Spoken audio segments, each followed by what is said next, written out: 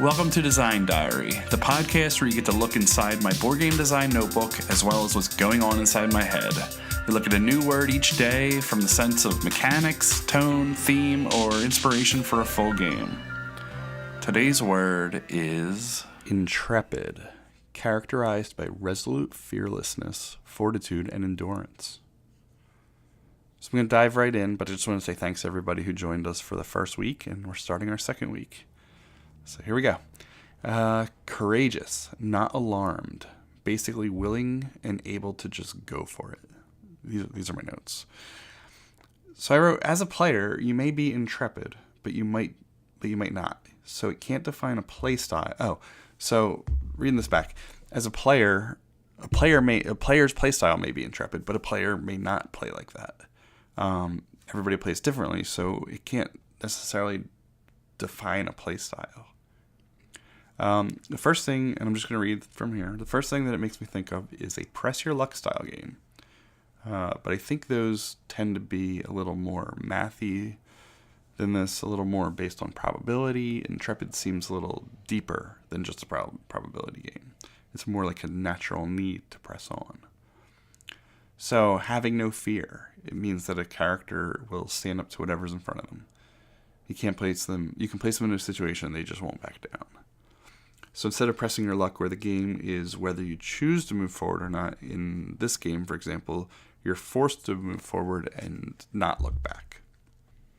One very literal take to this is that you can only see or interact with things that are in your field of vision. So you could have this narrow field of vision that can widen throughout a game, or maybe you can only see things as you advance or something along those lines.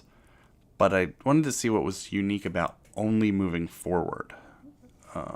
It's a standard in a lot of games where it's a race. You never turn around and move forward. So that's not unique there. Which could also still be press your luck, because it can be about how much you try to move forward or how far forward you try to go. So then I wrote, what about a game that's becoming intrepid and overcoming your fears? So becoming characterized by those fears that you've overcome as opposed to the things that you fear. So I wrote, at the start of the game, players each have character traits in the negative. So think like creating a D&D character, but in reverse. Stats are generally bad. So if you have a number in something, it's bad. Less of a number is better. 0 is as high as it can get when you start a game. So then everyone gets assigned a stat for each category, and just thinking about fears like heights, ghosts, closed spaces, dark. We'll approach these challenges throughout the game. My notes here say, once, and this is underlined, once they start a challenge, they cannot back down. And I was sticking with that for whatever reason. It's neat though. I do like that. You start a challenge, you can't back down.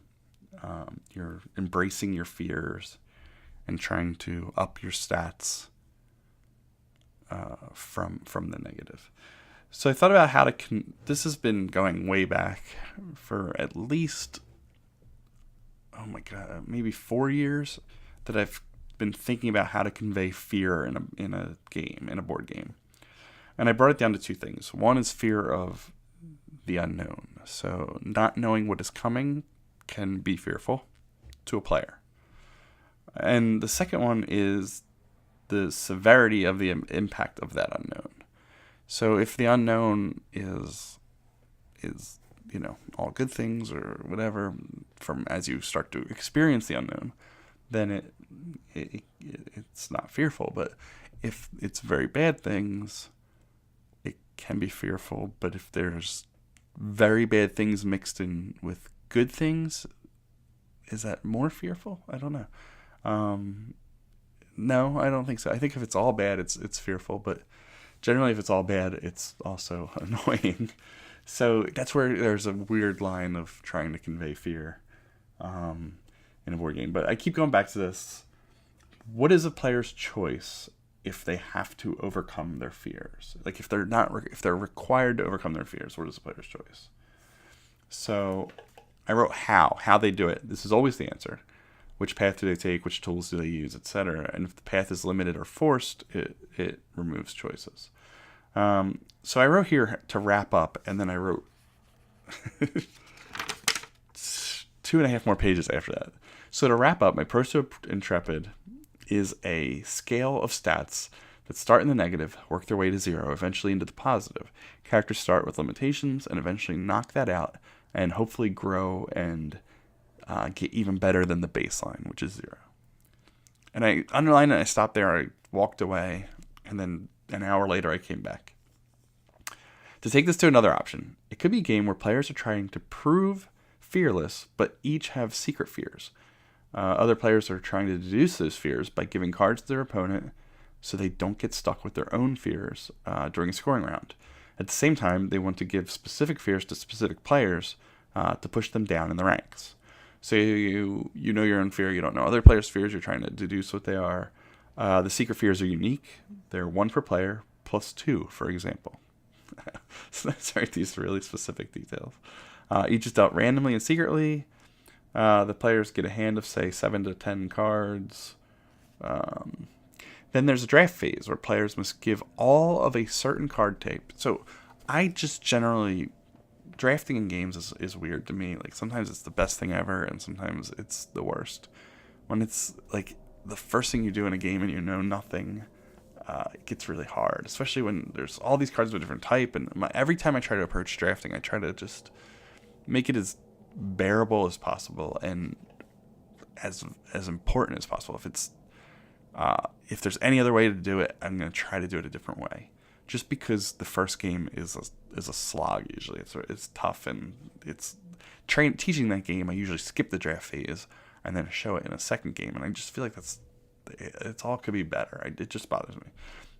So anyway, I try to simplify it to this. There's a draft phase where players give all of any certain card type to their opponent to their left, based on their how many of their secret fear that they now hold after the draft.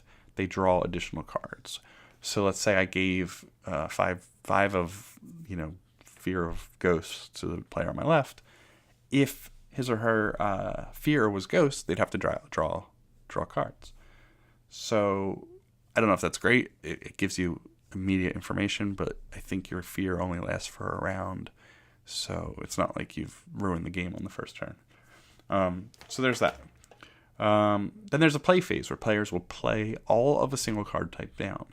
These are compared, and high number of cards wins, and high number on cards wins. If you win both, it's extra huge. So you're trying to get a large collection of cards, and you're trying to, or have a highest number on the cards played. And it's all of a single. I guess it's either a shared like suit or a shared number. It just says of a single card type. So it's not shared suit or shared number. It's all of the same suit, meaning ghosts or something like that. And then whoever's the highest number on their cards played as well. So if I just have a single card but a really high number, I might play that one. So this phase is to overcome your fear. Okay, so if you played your fear during that last round, the cards are removed from the game, and you get something for winning, but you may have given information. So during the play phase, you can win by having the most of a card type or the highest one, but all those cards are removed. So you might want to win to get whatever you gain from winning it, resources or money or points or whatever it is. But the secondary goal was to remove those cards from the game. And if you give too much information away there, then you might end up getting that as your fear during the later phase. So then something comes into play where you want to have the least amount of cards. Let's say each player in turn order or in order of whoever has the least amount of cards gets rewards. So the person with the least, and then the person with the second least, etc. And I said earlier that your fear might change each round, but I don't believe it does because of some of the things I wrote here. That if you reveal your fear, you'll end up getting it later, and things like that. So the next thing you do is change the way you draft. Players in turn order pick who they want to give cards to. The components will show these connections. And that's super vague, but what I meant by that is there might be like these like little pointer things, like let's say like a size of like a popsicle stick or something that's points to another player, and that just shows who, and with an arrow at the end or something, and that just shows who you want to draft to. So you use those, and once in turn order, I point to somebody, and then the next person has to point to somebody else that's not them, and then eventually the last person will have to point to whoever the only one not taken is. Something along those lines, like a neat way to just force a new draft and show it in a component way. So I wrote, in a last-ditch effort to salvage what I can from Intrepid, and I'm going with Press Your Luck. I still have another page and a half, and I changed midway. And you'll notice this week I did this almost every day. I got so far and decided to shift gears. So Press Your Luck is interesting, and I'm just going to read the rest of this. Press Your Luck is interesting, and I've recently heard it described as unfun or lack of choice in a game design meetup. That's one of the things that was said to me, and I do understand that. Do I press my luck or not? That's really your choice. And if I don't, how can I win? So I just have to press my luck. That's why I think it needs to be part of a bigger picture with a brute hero. With each extra dungeon room I entered, my Intrepid stat grows. What does that mean? It means that my fear drops. And what is fear? Fear is surprise. Fear catches you off guard. As I become more and more intrepid, I gain the earthly wisdom answering the what-if question. So let's say the surprise is a deck of random encounters, and if I am intrepid enough, I should expect them. I should start to expect them. So like as a character, if I'm intrepid, I should know what's coming. So maybe each point of an intrepid stat is that I get to see what's coming next. I've overcome my fears, gained my composure, may have meditated, I just figured out my expectations, and it allowed me to perform better and be more ready. I think that's where I'll stop for the day. Intrepid is a stat that is gained when taking a chance with something new, and it's useful when encountering something unknown. So there we go.